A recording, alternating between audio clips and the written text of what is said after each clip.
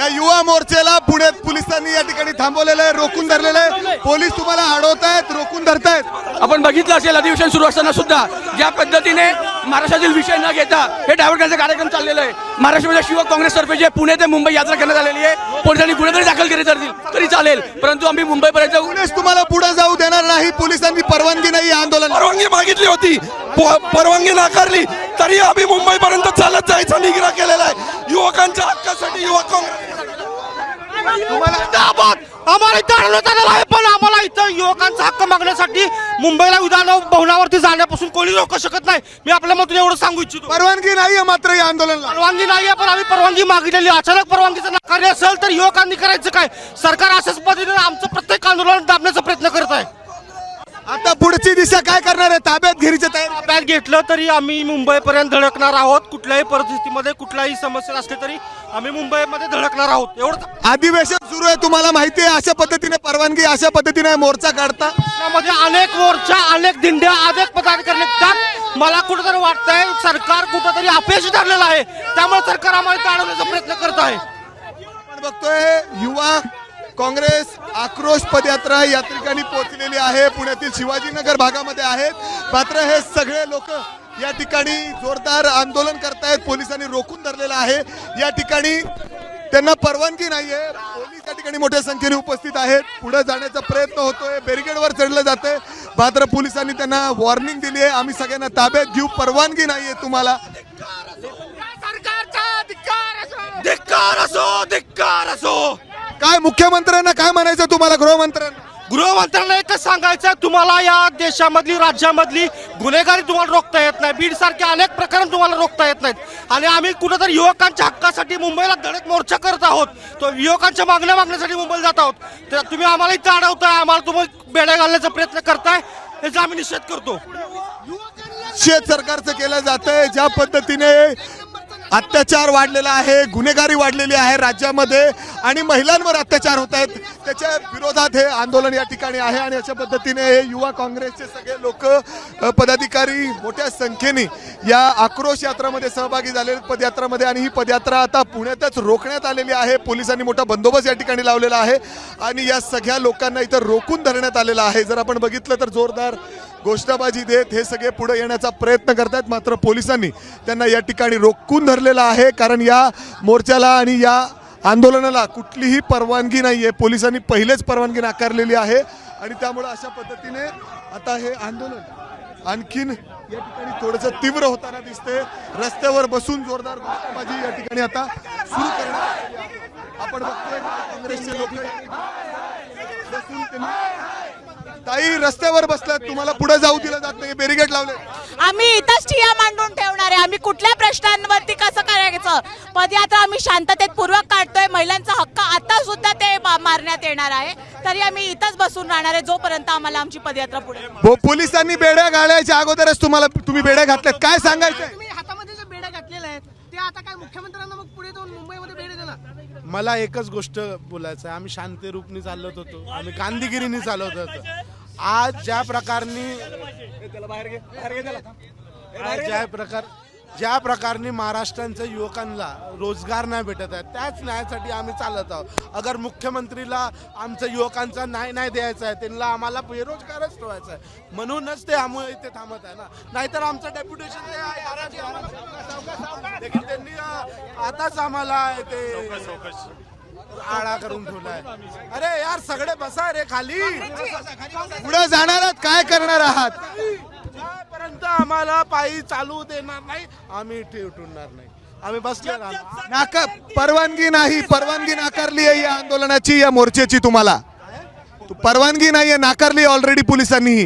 10 तारखेपासून आम्ही त्यांचे परमिशनसाठी इथे लागले होते, आम्ही DG पर्यंत गेले होते, त्यांनी आम्हाला काही परवानगी पण दिली, त्याच्यानंतर सरकारच्या प्रेशरमध्ये पोलिसनी आमची हे परमिशन, म्हणजे नक्की कुठल्या नेत्याचं प्रेशर आहे? मला माहित नाही ना, पूर्ण सरकार BJP सरकार आहे, शिंदे सरकार आहे, अजित पवार सरकार आहे, तिघापैकी तिघांनीच आम्हाला मिळून मुख्यमंत्र्यांना काय सांगणार आहे? मुंबई कोणाला घाबरतंय सरकार तुमच्या मोर्चाला?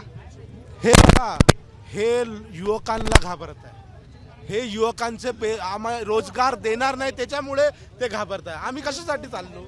काही होता का, काही ते इलेक्शन आहे का, काही आहे का. आम्ही बेसिकली हेच सांगण्यासाठी चालतो की आमचा भविष्य काय, युवकांचं भविष्य काय. आज इथे नवीन रोजगार आहे नाही. दावोसला गेले होते ते असं म्हणतात की रोजगार निर्मिती होते, 1,00,000 कोटी गुंतवणूक जी आहे. मुख्यमंत्री स्वतः दावोसला जाऊन आले, रोजगार घेऊन आलेत, म्हणले नवीन कंपन्या येत आहेत राज्यात. कुठे आहे कंपनी, दाखवा ना. मी नागपुरातून राहतो, त्यांच्याच गावातून मी राहतो. मला एक गोष्ट सांगा, ज्यापर्यंत ते सरकारमध्ये होते, जितके पण दिवस ते सरकारमध्ये होते, नागपूरमध्ये एक पण रोजगार घेऊन आणले का, एक पण मोठी कंपनी घेऊन आणलं होतं. आमची ज्यावेळेस सरकार आली होती त्यावेळेस आम्ही मोठे मोठे ॲग्रीमेंट केले होते. एअरबस सारखी आमच्या नागपूरमध्ये कंपनी येत होती. तुमच्या इथे छाकणमध्ये वेदांता नावाची कंपनी इथे आली होती. हे युवकांना प्रायव्हेट जॉब दिले असते. मला एकच गोष्ट सांगा, 2 लाखनी जास्त रोजगार रिक्त आहे ह्या सरकारमध्ये. तुम्ही ते काय नाही भरत आहे, काय प्रॉब्लेम्स आहे तुमचा, काही पण नवीन धोरण नाही आहे. मला एक गोष्ट सांगा, आता AIचा जमाना आहे. आपण आज पुण्यात आहोत. पुणा हा IT हब आहे. इथे खूप सारे BPO, खूप सारे KPO, इथे खूप सारे BPO इथे आज पुण्यात आहे. काही दिवसाच्या नंतर BPO, KPO हे सगळे बंद होऊन जाणार. अजून त्या युवकांचा रोजगारचा काय, हेच आमची प्रश्न आहे की आमचं भविष्य तर तुम्ही अंधारात करून टाकला. तुम्ही आम्हाला कंट्रोल करता म्हणून आम्ही बेडिया घालून इथे बसले. विधानसभेचं अधिवेशन सुरू आहे, सभागृहामध्ये काँग्रेसचे नेते आक्रमक दिसत नाही. सभागृहामध्ये सुद्धा हा मुद्दा मांडणं गरजेचं आहे रस्त्यावरती मांडण्याच्या ऐवजी. हे बघा, आमची किती लोक वाचल्या तिथे. आमचे लोक रोज तिथे बोलण्याचा प्रयत्न करतात. आम्हाला आमचा विरोधी पक्ष नेता पण नाही आहे दादा आजच्या घडी. म्हणजे बोलू दिलं जात नाही का? बोलू दिलं जातच नाही आहे. ज्या वेळेस आमचे लोक प्रश्नाचा करतात त्यावेळेस त्यांचेच मंत्री येऊन आम्हाला, आमच्या लोकांना बंद करायचा प्रयत्न बंटी करतात. भैया, मुख्यमंत्री तुमच्या नागपूरचे आहेत. मुख्यमंत्र्यांना काय सांगायचं? एवढं सांगणं आहे की ज्या पद्धतीने आता समजून चला, आज आमच्या कुणालजी राऊत यांच्या हातामध्ये ज्या बेड्या, आज कुणालजी राऊत यांच्या हातामध्ये बेड्या नाही आहे.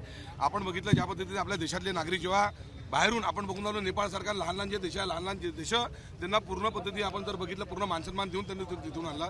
तर त्याच पद्धतीने आपण जर बघितलं की आपण सर्वतोपरी म्हटलं की आम्हाला तिथपर्यंत जाऊ देत नाही, आमचे जे नेते आहेत ते प्रश्न मांडत नाही. बिलकुल आमचे नेते सन्माननीय राऊत साहेब असेल, सन्माननीय वडेट्टीवार साहेब असेल, सन्माननीय आमचे हर्षवर्धन सपकाळजी असेल, सर्वच जण तिथे आपले प्रश्नही सुद्धा मांडून आले. हा मोर्चा जो आहे युवक काँग्रेसचा मोर्चा नाही आहे. हा मोर्चा आम्ही राहुल गांधीचे सिपाही आहे. राहुल गांधींच्या विचारांना हे लोक भितात, गांधींच्या विचारांना हे लोक भिवून राहिले. त्यामुळे या पद्धतीने आम्हाला भिडा लावून आपण बघतोय हे सगळे या ठिकाणी पोलीस आलेले आहेत आणि पोलीस आता ऍक्शन मध्ये आलेले आहेत. पोलीस त्यांना उचलून इथून घेऊन जाण्याचा प्रयत्न करतायत या सगळ्या युवकांचा.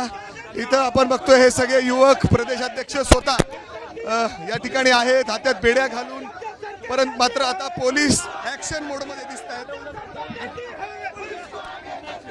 पोलीस आता आतमध्ये परवानगी नसताना अशा पद्धतीने आपण बघतोय जोरदार या ठिकाणी पोलिसांनी आंदोलन रोखत ऍक्शन मोड मध्ये, पुणे पोलीस आता ऍक्शन मोड मध्ये आलेली आहे. आणि आपण बघतोय की पोलीस या ठिकाणी उचलून आतमध्ये सगळ्यांना एकेकाला उचलून इथून घेऊन चाललेले आहेत. जो आक्रोश पदयात्रा या ठिकाणी होती त्या ठिकाणी पोलीस आता सध्या ऍक्शन मोड मध्ये दिसत आहेत आणि सगळ्यांना उचलतायत. आपण बघतोय मागणीसाठी युवकांना नोकऱ्या नाही, रोजगार नाही. बऱ्याच कंपन्या राज्यातून इतर राज्यात चाललेल्या आहेत. महिलांवर अत्याचार वाढलेले आहेत. स्वारगेट ST डेपोमध्ये ज्या पद्धतीने एका 26 वर्षीय तरुणीवर अत्याचार झाले आणि त्यानंतर कुठेतरी न्याय मिळावा, राज्याचे गृहमंत्री, मुख्यमंत्री यांनी लक्ष घालावं यासाठी हे आंदोलन या ठिकाणी आज काढण्यात आलं होतं. थेट मुंबईपर्यंत ही पदयात्रा घेऊन जायची आहे. बघतोय आपण महिला पोलीस देखील या ठिकाणी ताब्यात घेतले जात आहेत. महिला पोलीस अधिकाऱ्यांकडून मोर्चेदारांना युवक सगळे आहेत आणि अशा पद्धतीने आपण बघतोय पोलिसांनी मोठ्या गाड्या देखील आणलेल्या आहेत, पिंजरे या ठिकाणी आणलेले आहेत. परवानगी नसताना अशा पद्धतीने या ठिकाणी हे आंदोलन केलं जात आहे आणि त्यामुळेच या सगळ्यांना ताब्यात घेतलं जात आहे पोलिसांकडून. आपण बघतोय जे प्रदेशाध्यक्ष आहेत त्यांना देखील या ठिकाणी उचललं जात आहे आणि आपण बघतोय मोठ्या संख्येने हे काँग्रेसचे पदाधिकारी, कार्यकर्ते या ठिकाणी आहेत. मात्र सगळ्यांना उचलून या ठिकाणी घेऊन जायला जातं. पोलीस यांनी बळ या ठिकाणी वापरतायत. जर आपण बघितलं तर परवानगी नसताना या आंदोलन प्रदेशाध्यक्ष आपण बघतोय प्रदेशाध्यक्ष हातामध्ये बेड्या आणि पायात बेड्या घालून या पदयात्रेत चालत होते.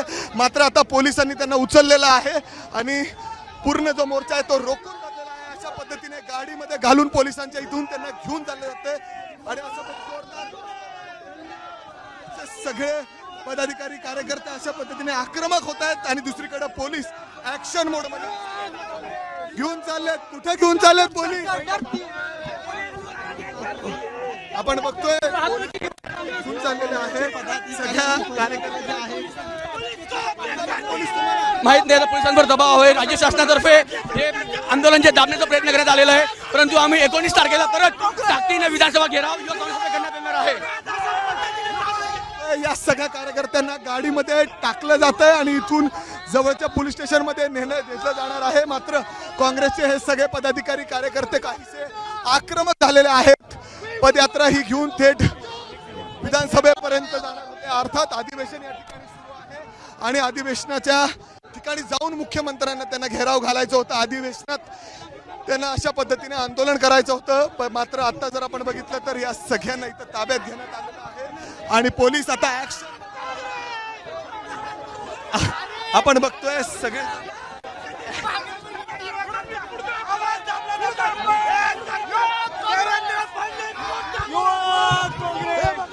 हे युवकांनी घाबरून इथे सरकार करत आहे. सर ते कोणाला घाबरत आहे? आम्ही काय प्रश्न कुठे कुठे घेऊन चालले? मला काय नाही माहित सर. पोलिसांचं काय म्हणणं? मला काय नाही माहित. दडपशाही सर, हिटलरशाही, दडपशाही. तुम्ही मुंबईला कसं जाणार आता? सर जाऊया.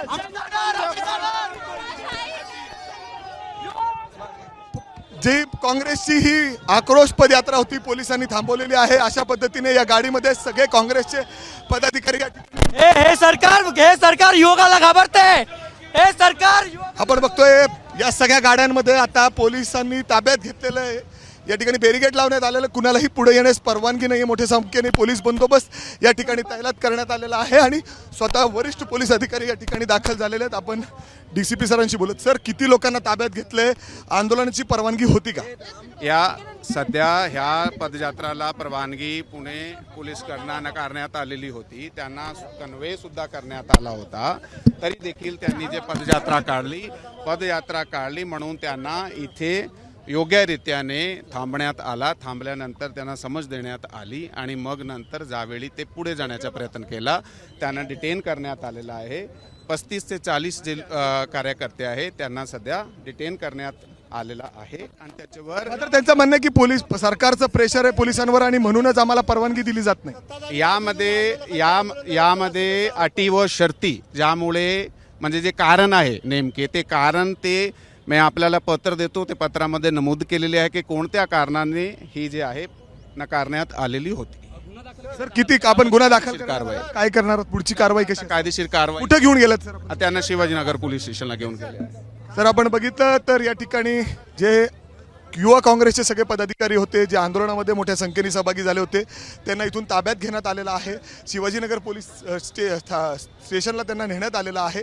अर्थात परवानगी नव्हती, काही कारणं होती, ते पोलीस या ठिकाणी सांगतील. मात्र आता तरी सगळ्यांना ताब्यात घेण्यात आलेलं आहे आणि अशा पद्धतीने जे युवा काँग्रेसचा आक्रोश पदयात्रा जी मुंबईच्या दिशेने निघाली होती ती पुण्यातील या शिवाजीनगर चौकामध्येच रोखण्यात आलेली आहे. पोलीस या ठिकाणी आपल्याला ॲक्शन मोडमध्ये दिसत आहेत. कॅमेरामॅन राजेश बिडकरसह मी मिकी घई, ABP माझा, पुणे. ABP माझा, उघडा डोळे बघा नीट.